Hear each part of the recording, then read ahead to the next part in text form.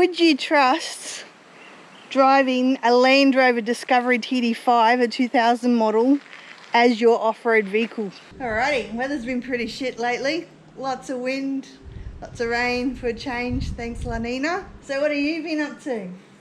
Playing boats as usual. What happened to our boat? Everything's gone. Ah, do have a Minn Kota though. Haven't used it yet though. Oh, what have you been doing, Lee? Pull out the fuel tank. And why did you need to pull out the fuel tank? No, it wasn't the best job whoever put it in after the last owner had some work done on it, and whoever put it back in didn't do a very good job, so we're just going to tidy it up a bit and make it good. Lee chose this time to do it because he's been invited to go away for work for 3 weeks. So the boat's not going to get used anyway, even if the weather was amazing. I was thinking, you know what, it'd be really cool now that we live by the beach to have something like what Brody's got, like a little four-wheel drive buggy. I mean, we've had buggies before down the beach, but they were fast buggies. I thought it'd be good to have a buggy maybe that, you know, you could throw in a few rods and an esky and head down the beach. And then I had a look at the price of buggies and they're like so expensive. And it occurred to me, you know what?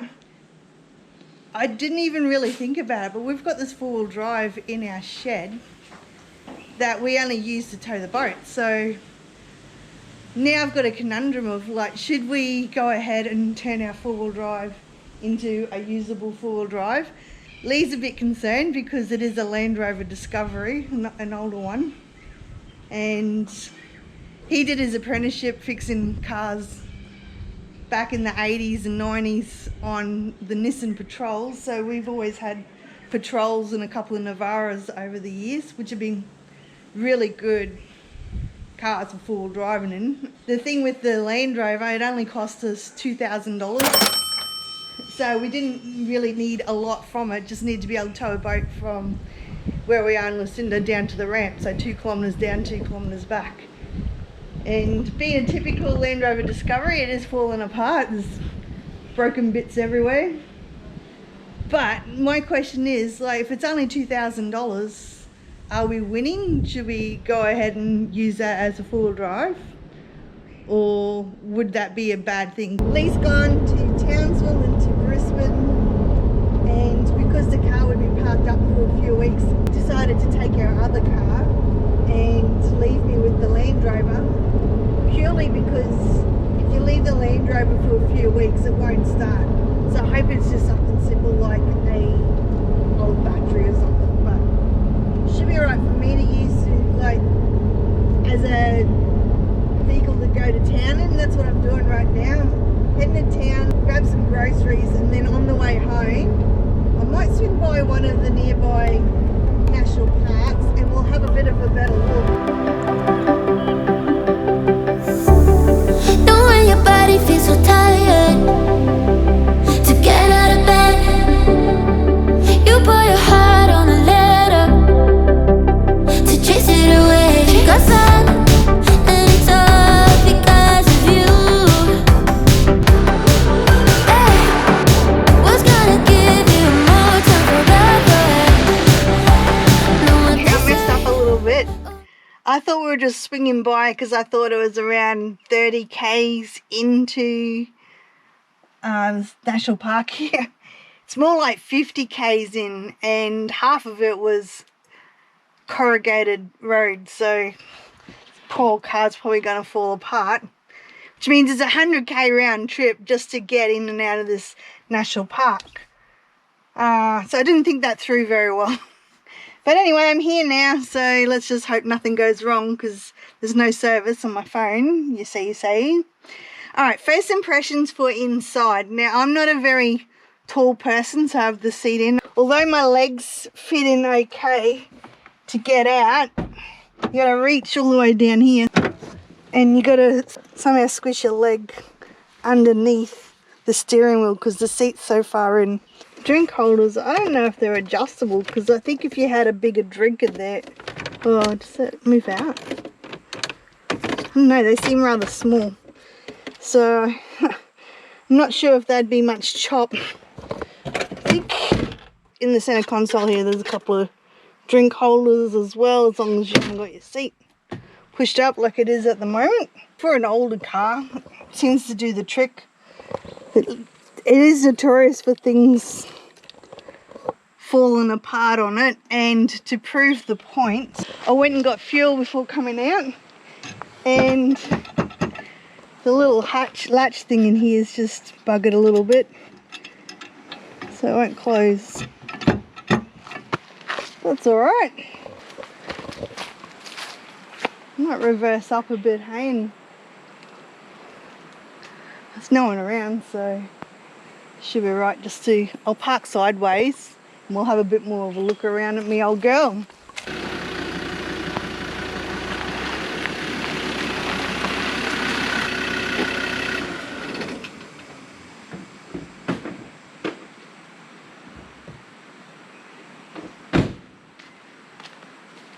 So would you trust driving a Land Rover Discovery TD5, a 2000 model, as your off-road vehicle?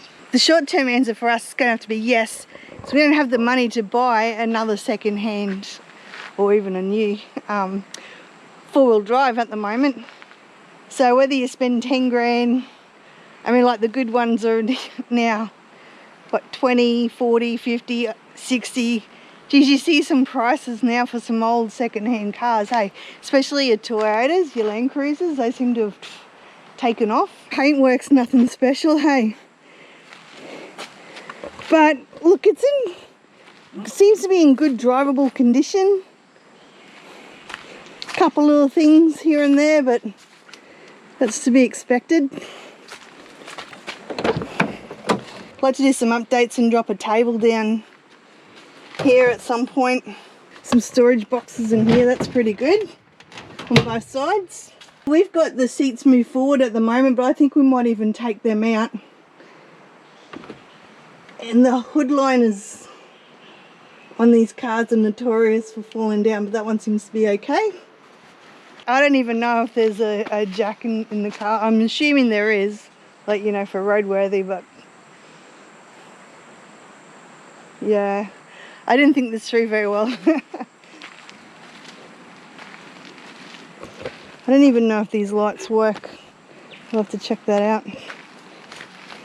We don't really have much in the way of four-wheel driving tracks around here anyway. The good ones have been closed down to the public, so and I totally, like, you know, it's your land, go for it. But it'd be nice if there was some properties around here that had some good tracks and campsites that you know, allowed you to pay and come and visit, but they're a little bit further away than where we are at the moment. One big thing that I'm finding is difficult, like your gutter here to your height of the landy, it's a bit hard to just go and grab a second hand or even a new roof rack, so that's going to be a bit of a problem.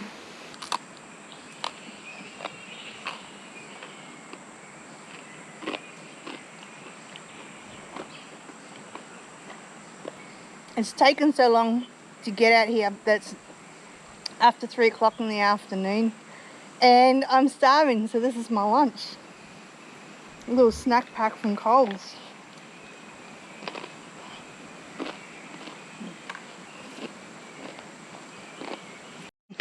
You see, even the old key's a bit dodgy. Still works though. Been plenty of rain this year, so I imagine the creek's flowing. Sounds like it's flowing fairly good.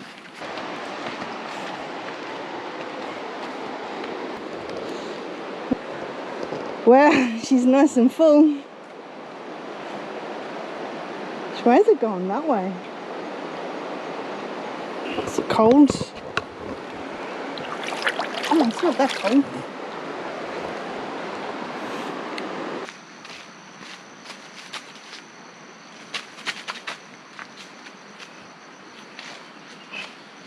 How you doing?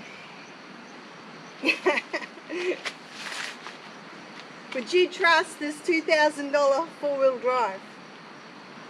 This is a rainforest walk, and it feels rather rainforesty.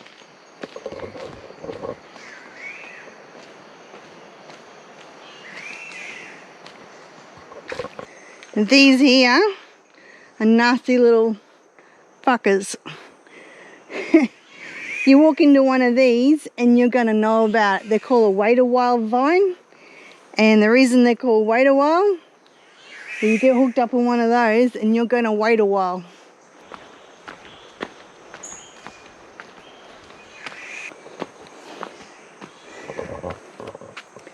Stinging trees.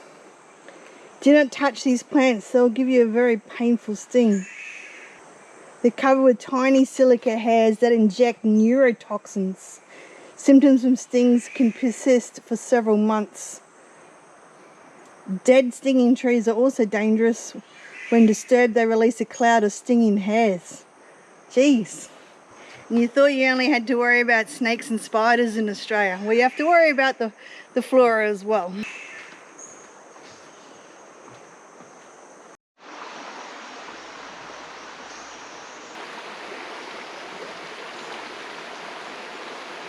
And there she is, a nice big fig tree.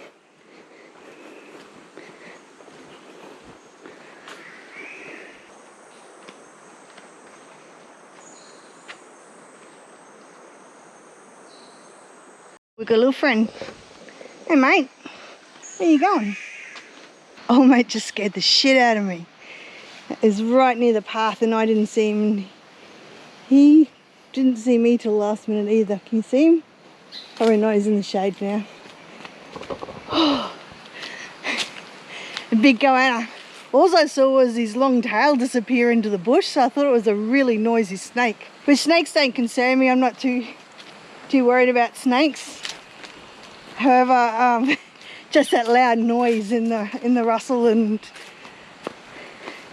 see him just there sort of spying me out the side of his eye did freak me out a little bit. Drop us a comment of how you found this video. Was it something to do with four-wheel drive, old four-wheel drive, or old Land Rover Discovery four-wheel drive? Let us know. We have checked out YouTube from time to time over the last year or so, and there's very little four-wheel driving and vlogging stuff with Land Rover Discoveries, particularly the old ones, I mean. So I'm just sort of wondering, like, are they all dead? What happened to them, or are they out of fashion? Is there a reason why people aren't going four-wheel driving with an old Land Rover Discovery? Anyway, drop a comment below on why you found this video, and that would sort of help us out a bit.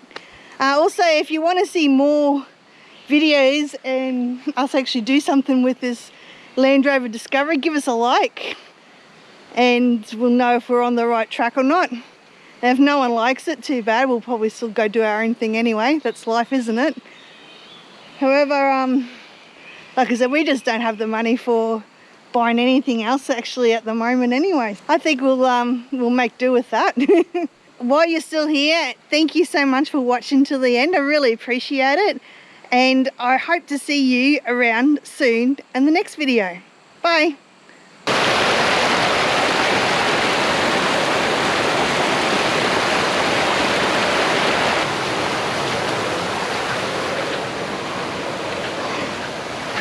I'm definitely out of practice on the solo stuff because I'm freaking out the most stupidest things. Like, I looked down and my hair was on my shoulder. I jumped at that goanna earlier and I thought I could hear a noise, and when I come down to collect the camera, I turned around and my heart skipped a beat. I jumped, not physically, but like out of my skin. I saw the car. It was like, I am way out of practice. Oh, and the Yowie stories around here don't help either.